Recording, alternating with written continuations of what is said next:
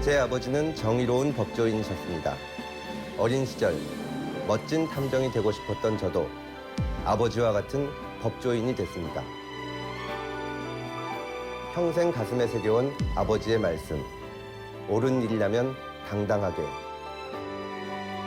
국민에게 부끄럽지 않도록 옳은 일만 하는 당당한 국회의원이 되겠습니다.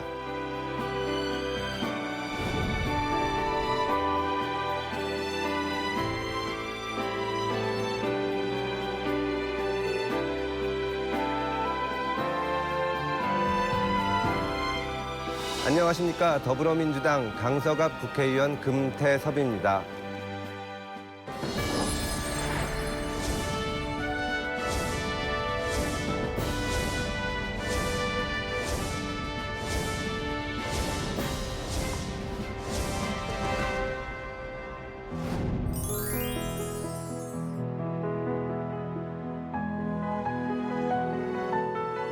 제가 어려서부터 지금까지도 소설을 굉장히 좋아합니다. 읽는 책의 한 90%는 소설인데요. 그 소설 속에서 그런 사람들의 숨겨진 동기, 또 그런 그 어떤 사건의 진상, 이런 것을 논리적으로 찾아나가는 것이 탐정이기 때문에 탐정이 하는 일에 대해서 아주 흥미있게 생각을 했고, 그런 면에서 탐정과 비슷한 일을 하는 검사가 굉장히 매력적인 직업이라고 생각을 했습니다.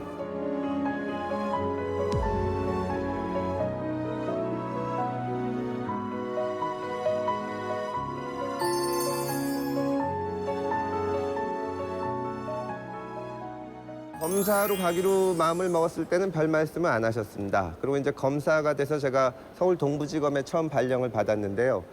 앞으로 어떻게 살 거냐 물어보시길래 저는 열심히 노력해서 검찰총장도 하고 뭐 법무부 장관도 하고, 근데 이왕이면 좀 젊은 나이에 해서 다음에 또 딴 것도 하겠다 뭐 이런 식의 얘기를 했더니 그 아버지가 막 이렇게 웃으시면서 본인은 판사가 됐을 때 평생 시골에서 판사만 해도 만족하고 살겠다고 생각을 했는데, 너는 검사가 돼서 아직 첫 출근도 안 한 놈이 어떻게 검찰총장이 되겠다 이런 시건방진 얘기를 하고 앉아있냐.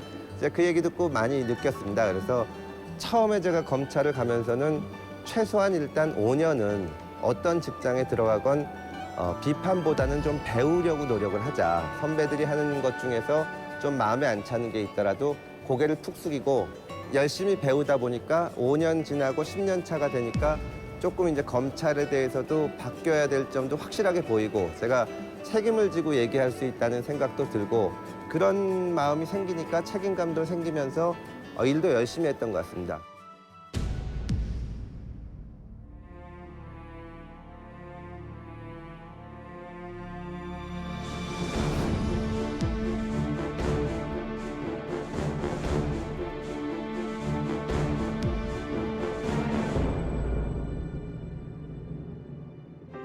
검사나 수사관이나 전부 공무원이기 때문에 결국은 국민들한테 봉사하는 기관이거든요.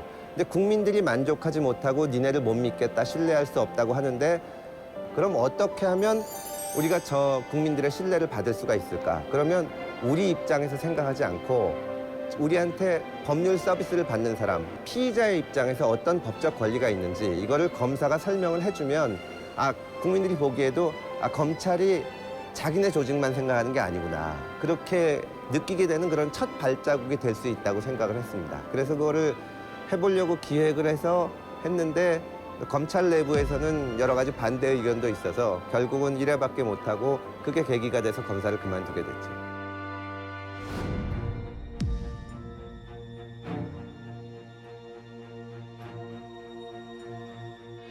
정치는 이제 가장 공적인 영역인데요. 그래서 그거는 내가 나서야겠다, 내가 뭘 하고 싶다, 그런 마음을 가지고 해서는 안 된다고 생각을 합니다. 그래서 밖에서 나와서 좀 일을 해봐야겠다 하다가 이제 우연한 기회에 뭐 박원순 시장도 돕게 되고, 또 대선 때도 캠프에 참여하게 되고, 책도 쓰고 방송도 하고, 그러다 이제 정치까지 오게 됐습니다.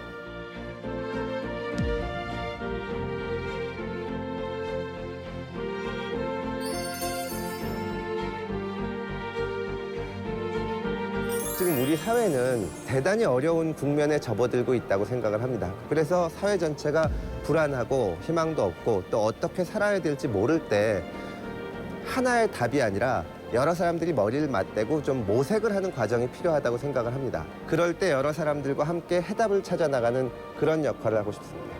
서로 이해관계가 다를 때 어떻게 하면 이것을 타협하고 조정하고 그래서 가장 여러 양측을 위해서 최선의 결과를 내냐 이런 거에 설득의 문제인데 그럴 때 사람들이 어떤 이유로 어떤 동기로 움직이는지를 알면 도움이 됩니다. 다양한 입장을 가진 사람들에 대해서 그 나름대로 제 나름대로 애정을 갖고 보게 되죠. 그런 자세를 가지고 설득을 하면 그분들도 좀 더 설득하는 사람의 말을 잘 들어주시고 그러는 것 같습니다.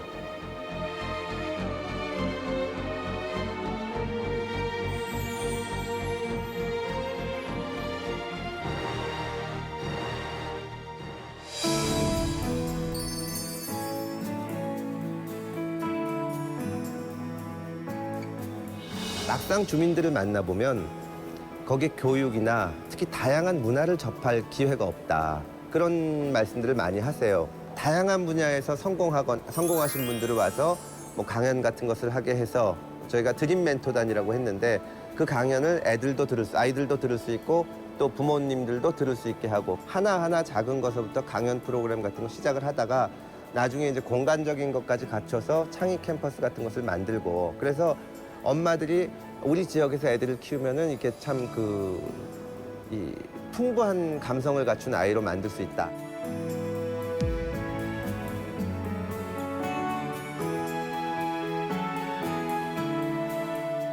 가습기 살균제에 문제가 있어서 정말 이런 참사가 났다는 것 그 자체도 이해할 수가 있어서는 안 되는 일이지만 그 이후 굉장히 오랜 기간 동안 피해자들이 이거를 어떻게든지 원인을 밝혀달라 또 어떻게 고쳐달라고 했는데 그 기간 동안에 우리 사회의 시스템이 우리 국가가 정부가 아무것도 못 해준 셈이거든요. 지금과 같이 되지 않게 하려면 이거를 하나하나 진상을 파악을 해서 어디서 잘못됐는지 재발 방지책을 만들 수가 있는데 옛날에 검사 시절에 수사하던 기분으로 그거를 다 찾아볼 생각입니다. 네, 제가 꿈꾸는 대한민국은 넘어지더라도 다른 사람들이 기다려줄 수 있다는 그 마음을 가질 수 있는 사회가 됐으면 좋겠습니다. 우리 사회가 고도 성장을 하다 보니까 이제 뒤처지고 이런 사람들에 대한 배려가 부족했거든요. 그런 배려가 좀 더 많아져서 내가 넘어지고 실수하고 실패해도 사람들이 내 손을 잡아준다. 그런 안심할 수 있는 사회가 되는 것이 제가 꿈꾸는 사회입니다. 토마스 제퍼슨이 한 말인데 비판은 가장 고귀한 형태의 애국이라는 말이 있거든요. 그러니까 어떤 대상을 사랑하면, 나라를 사랑하면 비판하는 마음으로 봐야 되고 그것이 더 나라가 됐든 조직이 됐든 그 대상을 더 잘되게 할 수 있다고 생각을 합니다. 그래서 정치인으로서 진짜 애국한다면 정부가 하는 일, 또 우리나라가 나아가는 방향, 우리 사회의 움직임 이런 데 대해서 좀 더 비판적이고 검증해 보겠다는 그런 시각을 가져야 되지 않나 그렇게 생각합니다.